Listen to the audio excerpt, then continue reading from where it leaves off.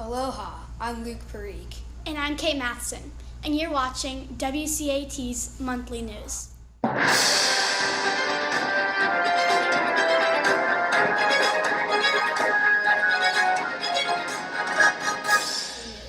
Hey Kate, why do ghosts make good cheerleaders? I don't know. Why? Because they have a lot of spirit. Well, a lot has happened this month. First up this month, Robert K. is letting us know what is going on in the middle school hallways. Hi, my name is Robert Kokensparger, here with Ms. Blodgett, and we're going to talk about a project that her class has done.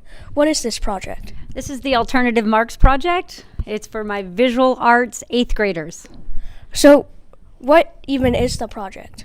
The project is where we use materials that most people wouldn't think of for making art. We use toilet paper, we use Post-it notes, we use garbage bags, we use just regular paper. And the idea is to transform that material so that it's unrecognizable as that material and help it serve a different purpose. Where have you put this assignment?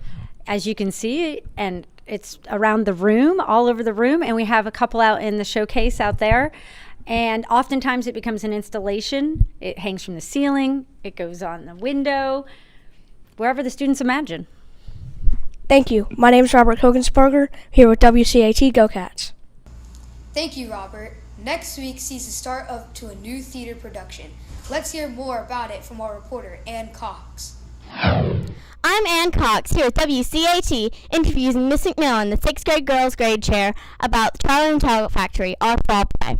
So, how many kids, both cast and crew, are involved in this play? There are 47 kids involved in the play. How long is the play? It's around an hour. It might run a little bit longer depending on, various, like how long the audience will applaud, which I'm sure will be really long because it's a great play.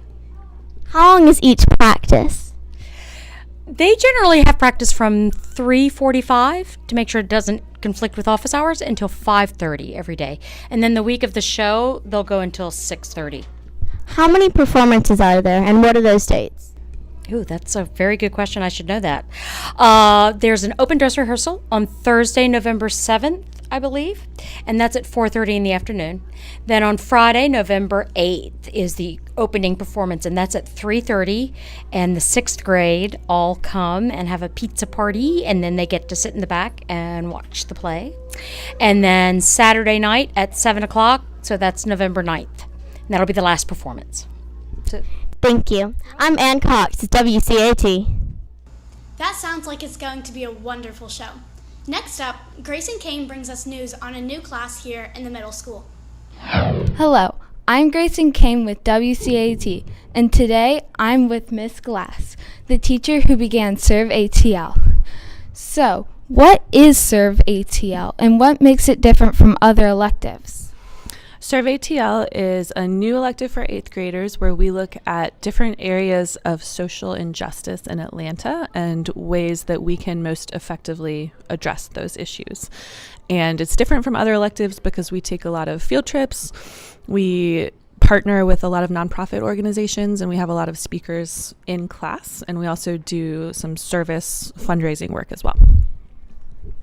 What is the goal of Serve ATL? The goal for my students is to understand what some of the biggest, most challenging issues facing the city of Atlanta are and the most effective ways that we can help address them. And then the goal for our community is to actually start to address some of those challenges. What has Serve ATL done so far this year? So far we have looked at hunger and homelessness in Atlanta, and specifically some shelters that help people get off the streets and use a non-toxic charity model to educate people and help them get into jobs and out of the cycle of poverty. We've looked at disabilities, and we've partnered with some organizations that help the disabled to kind of reintegrate into society. We have studied human trafficking and made a lot of field trips around Atlanta around that, and now we're starting our study on animal welfare. Thank you for your time. For WCAT, I'm Grayson Kane. Go Cats! Thanks, Grayson. That sounds like an interesting class. This year, a chess tournament is going to take place, and Lucas Mapani brings us some more information on the event. Hi, I'm Lucas Mapani here with WCAT with Senor Perez, who's running the chess tournament. So how did you get the idea to start the chess tournament?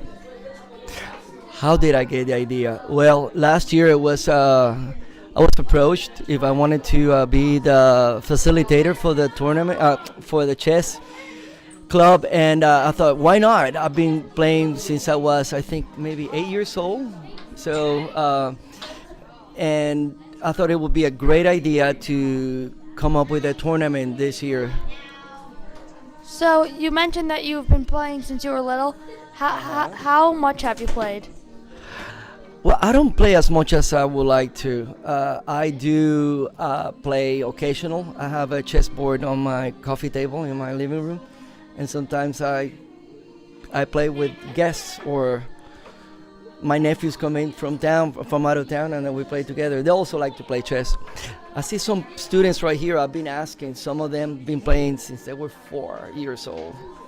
So I have some serious chess ninjas in this club.